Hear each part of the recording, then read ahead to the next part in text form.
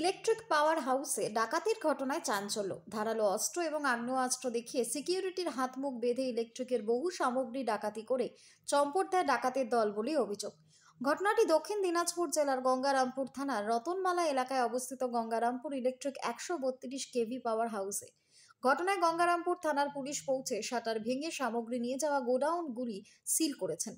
তবে প্রশ্ন উঠেছে, গঙ্গারামপুরের পাওয়ার হাউসের মতো গুরুত্বপূর্ণ সংরক্ষিত জায়গায় কোনো সিসিটিভি ক্যামেরা লাগানো নেই, যা নিয়ে প্রশ্ন উঠেছে।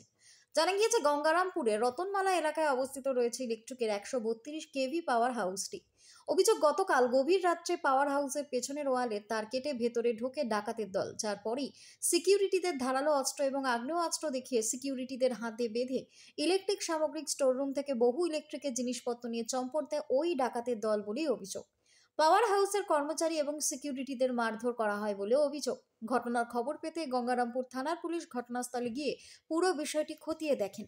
গঙ্গারামপুরের পাওয়ার হাউসে ডাকাতির ঘটনা শুনে ছুটে আসেন জেলা পুলিশ সুপার চিন্ময় মিত্তালও। বর্তমানে পুলিশ সুপার বিষয়টি খতিয়ে দেখছেন।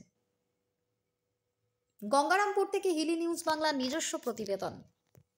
ঘটনা করেছে আমাদের গঙ্গারামপুর 132 কেভি সাবস্টেশনে রাত্রেবেলা 2:10-15 নাগাদ 20-22 জন মোটামুটি আমরা আন্দাজ করছি যে বাইরে থেকে দুষ্কৃতী ঢুকেছে।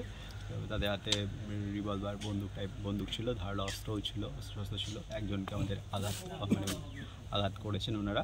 তো দিয়ে স্টোর বাকি যারা ডিউটি ছিল, অন ডিউটি সিকিউরিটি গার্ড, তাদেরকে 4 জনকে বেঁধে হাত পা বেঁধে রেখে, মুখ চোখ বেঁধে, মোটামুটি টেন্টেড বেঁধে রেখে আমাদের স্টোর ভেঙে যেগুলো আমাদের মালপত্র থাকে সেই মালপত্র। কত টাকার মালপত্র?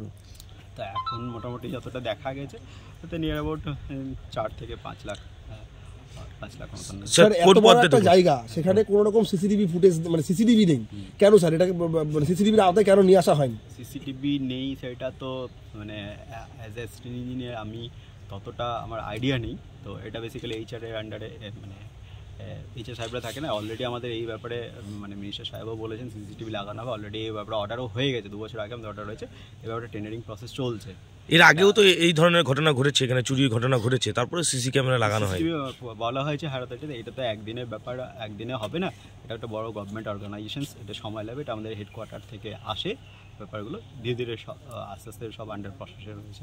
চুরির পেছনে কারা থাকতে পারে কি মনে করছেন? তো সেটা তো আমরা জানলে তো আপনাদেরকে, এখন আমি আপনাদের কাছে সঙ্গে সঙ্গে কথা বললাম, আমি স্টোর ধরে থানায় নিয়ে যেতাম। বলছি যে রাত্রিবেলা কি গুলি ছোড়া হয়েছিল? আমরা একটা আন্দাজ করছি, যিনি অন ডিউটি সিকিউরিটি গার্ড ছিলেন তিনি তো বলছেন যে একটা বন্দুকের মানে আওয়াজ টাইপে করা হয়েছে। ওনাকে হয়তো ভয় দেখানোর জন্যও করা হতে পারে, বাট ওনাকে চোট করা হয়েছে, ভালো পরিমাণে মারা হয়েছে, রড ফড দিয়ে, লাঠি দিয়ে ভালো করে মেরেছেন। 3-4 জন মিলেই মেরেছে। কোথায় কোথায় জানিয়েছেন এখনো পর্যন্ত? আমাদের যারা হাই অফিসিয়ালস রয়েছে তাদের সবাইকে জানানো রয়েছে, আর আমাদের লোকাল যে থানা রয়েছে সেখানে লোকাল থানাদের জানানো হয়েছে। ওনারা এসেছেন, ওনাদের ইনভেস্টিগেশন চলছে। কতজন সশস্ত্র বাহিনী ঢুকেছিল এখানটাতে? মানে কি আমরা তো প্রায় সবটাই আনুমানিক, আমরা প্রায় ধরে নিচ্ছি, মানে আন্দাজ করা হচ্ছে 20 থেকে 22 জন মতো। কি অনুমান করছেন এই ঘটনার সাথে কি কেউ কি জড়িত থাকতে পারে? আপনাদের নিজেদের কেউ কি জড়িত আছে? আমার মনে হয় না আমাদের এর ভেতরে কেউ জড়িত আছে। এখানে তো এর বাইরে কিছু। এমনটা হলো কেন, কি মনে করছেন আপনারা? কারণ এটা একটা কারণ হতে পারে। আপনার বাইরে ওই পাল ব্রাদার্সের মিল রয়েছে, অ্যাপার্টমেন্ট মিল রয়েছে, সেই মিলটাতে দীর্ঘদিন যাবৎ বন্ধ রয়েছে। এর আগেও ওখানে চুরি হয়েছে, সেই চুরিটা ওখান থেকে ওরা সাসপেক্ট করে এখানে টার্গেট করতে পারে, সেটা হয়তো ওরা ফলো আপ করেছিল, সেটা আমাদের জানতেই হয়েছে। গাড়ি নিয়ে এসেছিল কি কালকে?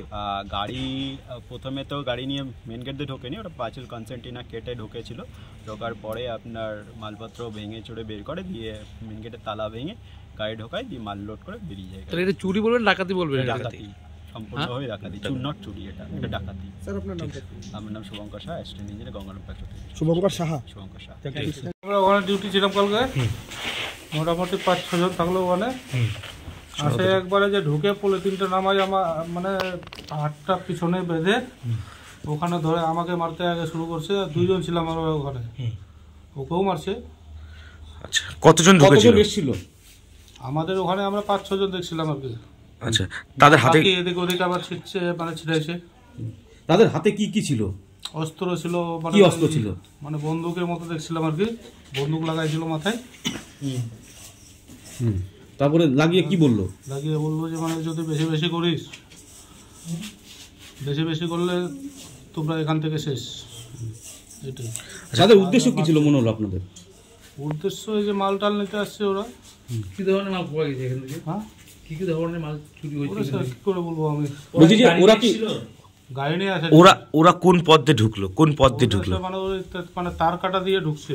হ্যাঁ হ্যাঁ, হ্যাঁ আমাদেরকে তো বেঁধে রাখছে। হ্যাঁ। হ্যাঁ, যখন কজনকে বেঁধে রেখেছিল? আমাদেরকে মানে আমরা ওখানে 2 জন ছিলাম আর এদিকে ছিল 5 জন। সবাইকে কি বেঁধে রেখেছিল?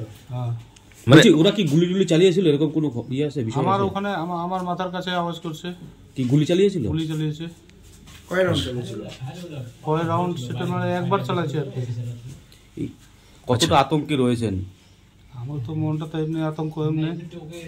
আপনি কি হসপিটালে ভর্তি হয়েছিলেন, চিকিৎসার জন্য গেছিলেন? হ্যাঁ, হবো, যেতে বলছে আর কি। আপনি কি ডিউটি করেন? আমি সিকিউরিটি গার্ড। Security guard. কি নাম?